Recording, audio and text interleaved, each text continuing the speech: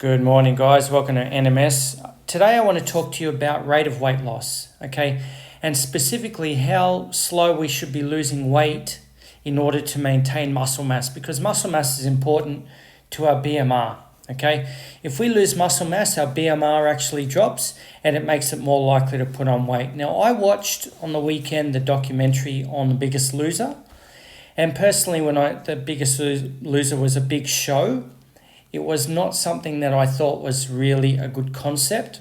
It's good to lose weight, don't get me wrong.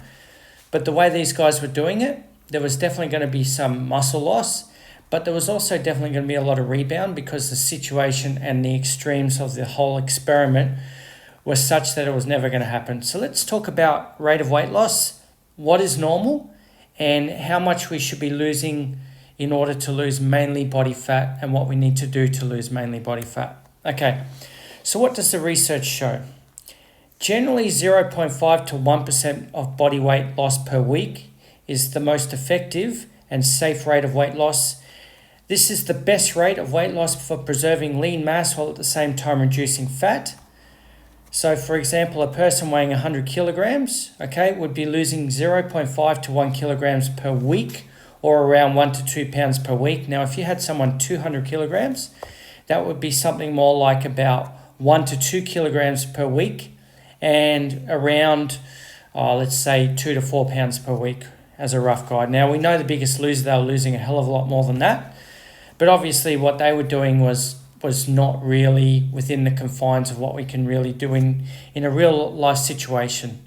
They were in a house, they were exercising all day, and they were on extremes of diet. So yeah, a normal person's this is not going to happen.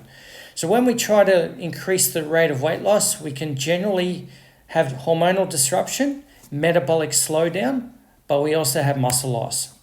So why does it matter? With slower weight loss, we promote mainly fat oxidation instead of fat oxidation and lean tissue loss. When we increase the rate, as with, say, an aggressive cut, for example, it has been shown that we increase the risk of muscle loss.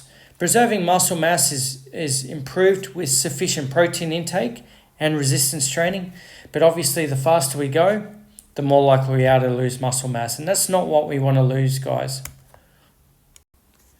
So what factors help preserve muscle mass? Okay, number one, protein intake. Somewhere between 1.6 and 2.4 grams of protein per kilogram of body weight, and as we get obviously during a period of, getting closer to our goals, we want to actually increase that protein intake, okay? Resistance training, we want to do that at least 2 to 3 times a week, and that extra stress of resistance training actually stresses the muscle, and that muscle is obviously stimulated to build muscle, but because we're in a calorie deficit, it's more likely that we're going to preserve, not build, okay? But that doesn't mean that we can't build some muscle. It has happened, but it's obviously if we want to lose weight and we want to lose fat, preservation is our number one priority. If we can build, even better, okay? So a moderate calorie deficit, no more than 500 calorie deficit, guys, okay? No more than 500 calorie deficit. I don't care how big the person is, 500 calorie deficit, because this is a long-term thing, and the lower we drop our calories, the more hunger comes and the more metabolic adaptation. So that's not what we want. Sleep and stress management. We know sleep increases cortisol, or lack of sleep. We also know that stress increases cortisol, and cortisol then stimulates the need for sugars, okay? Because cortisol causes the release of sugars. We need to obviously eat because we've got more sugar, we get more hungry, okay? Reducing stress. So what happens with calorie restriction alone? There is fat loss, but there's up to 25 to 35% of weight loss as muscle mass, okay? And that's not what we want. Lean tissue generally comprises muscle, glycogen, water, and potentially organ mass. So losing muscle lowers your basal metabolic rate. Okay, this will then decrease the rate of fat loss. That's not what we want. This will make weight regain more likely because our BMR has now dropped. Okay, so what happens with calorie restriction and resistance training? Fat loss is often greater compared to diet alone, even at the same calorie intake.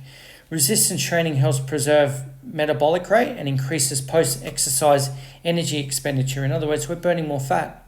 Okay? Muscle loss with resistance training strongly reduces. Fat loss with resistance training strongly reduces muscle loss, sometimes to almost zero. With a well-designed resistance program, adequate protein, greater than 90% of the weight loss can come from fat.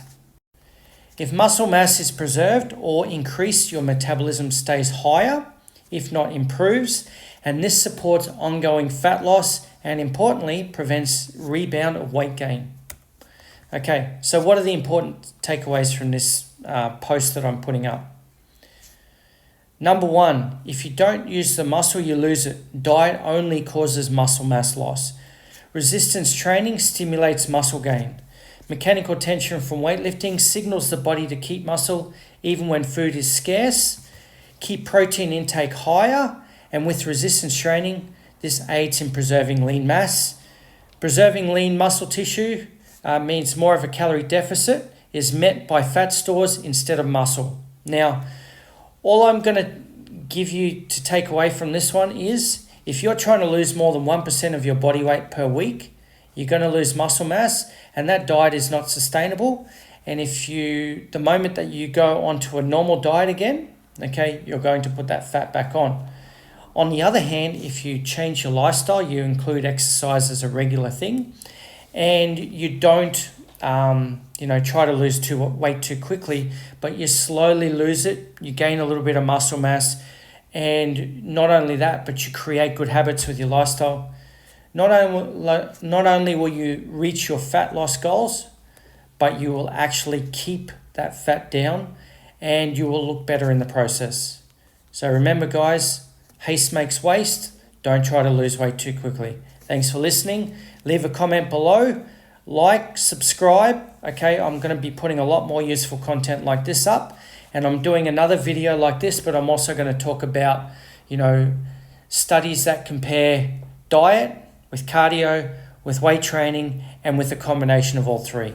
Okay, so watch out for that video, and I'm going to be putting that up within the next week, as well as doing my regular how to go and build biceps, triceps, and so forth. Thanks for listening, guys, and make sure you subscribe.